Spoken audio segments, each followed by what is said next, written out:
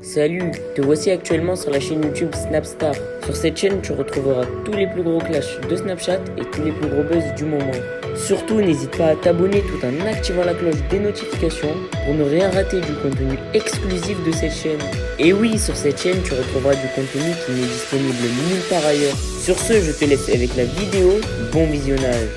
Comme vous avez pu le voir en regardant le titre et la miniature de cette vidéo, aujourd'hui nous allons principalement parler de Shana Kress et de Magali Berda. Vous la connaissez certainement tous, Magali est une femme d'affaires qui s'occupe des influenceurs et Shana Kress est une ancienne candidate de télé-réalité. Comme vous le savez, lorsque Shana a débuté la télé-réalité, Magali Berda lui a fait des offres pour rejoindre son agence. Dans cette vidéo, Shana est très remontée contre Magali et elle dénonce tout ce qu'elle a vécu à ses débuts. En effet, selon Shana, Magali lui a fait des propositions frauduleuses, c'est pourquoi Magali a décidé de lui répondre. Je vous laisse sans plus attendre avec tous les clashs de Shana suivis de la réponse de Magali. N'oubliez pas de réagir dans l'espace commentaire et surtout restez bien jusqu'à la fin de cette vidéo. Et en fait, je me disais putain, si à cette époque-là on m'avait proposé des trucs comme ça, j'aurais kiffé. Après, bien évidemment, l'un va avec l'autre, c'est parce qu'aujourd'hui j'ai fait de la télé. Du coup j'ai été un petit peu connue en France, donc du coup bien évidemment l'un engendre l'autre, ce qui fait que voilà, aujourd'hui je suis influenceuse, mais je réalise vraiment que c'est une chance de faire ce que je fais et qu'il faut pas le négliger, et c'est pour ça que je prends soin de sélectionner les marques avec qui je travaille. C'est très important parce que je sais que vous qui me suivez, les choses dont je vais vous parler, vous allez peut-être être susceptible de les acheter, et en fait je veux pas que ce soit des produits qui ne sont pas bons, pas de bonne qualité. Il faut vraiment, je fais des produits qui rentrent dans mon quotidien, et si vous me suivez et qu'il y a quelque chose qui vous plaît, en tout cas sachez que j'essaye de prendre soin au maximum de sélectionner les marques avec qui je travaille. Donc voilà, je réalisais ce matin que j'avais vraiment de la chance, et merci à vous tous qui me suivez, parce que si j'avais pas autant de monde sur les réseaux, peut-être que je ferais pas ce métier. Donc c'est une partie grâce à vous aussi, tout ce que je vis. Donc les amis, merci beaucoup, faut dire ce qui est, c'est la vérité. Dernière chose que je voulais vous dire, je sais que le métier d'influenceur fait rêver beaucoup de monde, je sais que la télé-réalité ça fait rêver beaucoup de monde, mais si j'ai une chose à dire, c'est que n'essayez pas de devenir influenceur ou vraiment de faire de la télé à tout prix et de ne rien faire à côté, parce que c'est un métier qui peut être dangereux, réellement. Je vous explique. Pourquoi la télé ça peut être dangereux? Je vous explique. Admettons, vous commencez par faire une télé-réalité, la villa, la bataille des couples, j'en sais rien, les Marseillais, quelque chose comme ça. Vous arrivez dans une télé, d'accord? Automatiquement vos réseaux sociaux vont commencer à augmenter, parce que la télé-réalité ça marche super bien et c'est très bien, ça donne pas mal d'opportunités.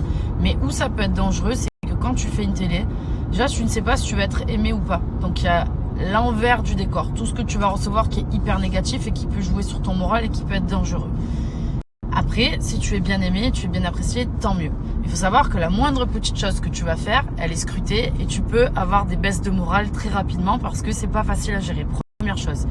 Deuxième chose, tu arrives dans une télé, très bien, donc tu es apprécié par les gens, super. Tu vas avoir tout qui monte, les followers, les likes, tout sur tes réseaux. Nickel, parfait, impeccable. Ça c'est top, mais premier danger, les agences qui vont vous contacter. Tout le monde va vouloir vous avoir dans son agence, ils vont tous essayer de vous proposer les meilleurs prix et peut-être vous vendre du rêve parce que vous n'allez pas avoir ce qu'on vous propose, ou alors on va vous dire mais t'inquiète pas, je m'occupe de toi, comme moi on m'a fait, et qu'au final t'es mis dans le panier comme tous les autres et qu'on s'occupe pas de toi, et qu'au final ça sert pas à grand chose et que tu ne connais pas le vrai prix auquel tu es vendu par l'agence. Si j'ai un conseil à vous donner, demandez à faire un test avec l'agence en premier si vous avez un feeling avec quelqu'un, et vous dites à cette personne que en gros voilà, vous voulez tester par exemple sur un mois, voir combien de contrats elle peut vous rapporter, combien de choses, et ensuite vous pouvez signer une exclusivité. Mais vraiment faites attention à ça, parce que les agences des fois elles vous vendent des prix exorbitants et vous allez toucher une petite partie. Vous pensez que vous gagnez beaucoup d'argent, mais ils se gavent sur votre dos. Premier danger. Deuxième danger. Personnellement, j'ai été en agence, je l'ai pas été longtemps parce qu'on m'a promis monts et merveilles. En fait, les gens n'ont pas tenu ce qu'ils m'avaient dit. Du coup, j'ai préféré arrêter de travailler toute seule. Aujourd'hui, j'ai une assistante. C'est vrai, ça fait un peu genre, mais c'est vrai parce que je reçois beaucoup de messages et je ne peux pas gérer toute seule. En attendant, je ne dis pas que toutes les agences sont mauvaises, attention, juste faites attention. Vous savez pas à qui vous avez affaire, prenez soin de vous, faites attention, parce que dès qu'il y a l'argent au milieu, ça rend fou les gens, et bref. Alors attendez, le truc le plus important maintenant que je vais vous dire et qui est le plus dur, c'est ça. Le plus dangereux, les amis, c'est niveau notoriété. C'est-à-dire quand tu fais une télé, comme j'ai dit, tu peux exploser parce que les gens ont aimé ton profil ou t'as fait un buzz, par exemple. Moi, j'aime pas les buzz, mais il y a des gens qui font. Super. Et ben, qu'est-ce qui se passe derrière? Les marques, ils sont intéressées par toi parce que tu as beaucoup d'abonnés, tu as beaucoup de likes, tu marques sur le moment, tu vois ce que je veux dire? Derrière, si ça marche plus, quel est le risque? Le risque est que tu vas devenir plus personne. Donc automatiquement, les marques ne sont plus intéressées. Automatiquement, tu ne gagnes plus d'argent. Et si tu n'as pas mis de l'argent de côté avec ce que tu as gagné, ou si tu n'as pas investi dans quelque chose, quel est le retour? Le retour, il est que mentalement, tu vas être au plus bas de ta vie. Financièrement, tu n'as plus rien qui rentre. Et si tu n'as pas construit quelque chose, eh ben là, gros danger, gros danger. Qu'est-ce que tu vas faire dans ta vie? Le métier d'influenceur, il est bien. La télé, c'est bien. Mais les amis, ne pensez pas qu'à ça, s'il vous plaît, parce que je sais que c'est une mode. Ça peut être très dangereux. Donc, faites-le intelligemment si vous voulez le faire. Donc voilà, soyez prévoyants les amis. Si vous avez l'opportunité de pouvoir devenir influenceur ou faire de la télé, bien évidemment que ça fait rêver. Et je le comprends parce que moi, la première, franchement, j'ai une super belle vie, je suis super heureuse aujourd'hui, mais je pense à vous qui peut-être avez envie de faire ça parce que les réseaux ça fait rêver, les gens qui vivent dans des destinations de rêve ça fait rêver, oui, mais attention, faites attention, investissez de l'argent quand vous gagnez, c'est super important pour penser au après, à qu'est-ce qui va se passer dans ma vie future, financièrement, dans mon travail, qu'est-ce que je vais pouvoir faire si demain ça s'arrête. C'est ça, c'est à ça qu'il faut penser. C'est pas juste sur le moment. Ah ouais, je gagne beaucoup d'argent, je passe à la télé, je suis connue. Oui, mais après, si demain ça s'arrête. C'est juste ça. Voilà, parce qu'on sait pas de quoi demain, on sait pas de quoi la vie est faite, on sait pas de quoi demain est fait. Et dans n'importe quel travail, il peut t'arriver quelque chose, on sait pas. Et l'influence, c'est vraiment un métier qui est à double tranchant. Donc c'était le petit mot du matin. Allez, maintenant moi je vais travailler. Je vois vos messages, je vois tout ce qui se dit sur internet, sur les réseaux sociaux, comme d'hab. Les réseaux sociaux s'enflamment parce que j'explique. Parce que dimanche soir, je me suis écroulée, j'étais pas bien. Alors forcément, alors oui, j'ai supprimé ma story au bout de 30 minutes parce que je regrette, parce que je trouve que c'est débile de s'écrouler en pleurs sur ces réseaux sociaux, mais en soi on est des êtres humains, des fois on ne contrôle pas. Non, ce n'était pas professionnel parce que je suis pas du genre, pour ceux qui me connaissent et qui me suivent, à m'écrouler en pleurs sur mes réseaux sociaux pour des problèmes professionnels. On n'est pas des enfants. Je suis pas, enfin voilà, c'est pas, je sais faire la part des choses et tout va bien. Merci beaucoup pour ceux qui s'inquiètent de ma société. Merci.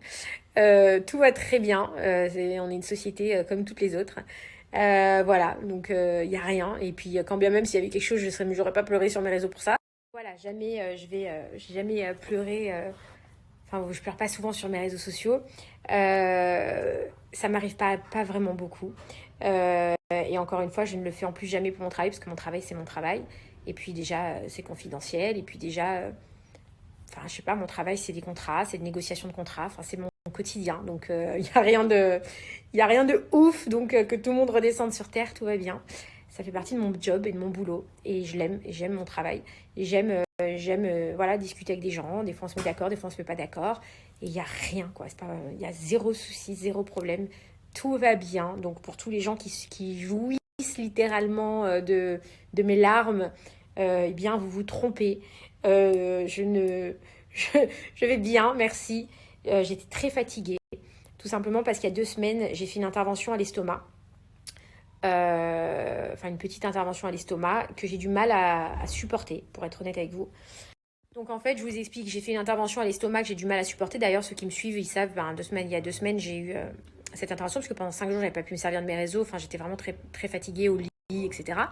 Et pour être totalement transparente avec vous, puisque apparemment ma vie passionne certaines personnes, ce week-end, j'ai eu mes règles et vous savez que j'ai une endométriose et que j'ai eu la douleur à la fois de l'estomac, à la fois des règles, donc de l'endométriose, pardon, et ça a été très très douloureux pour moi.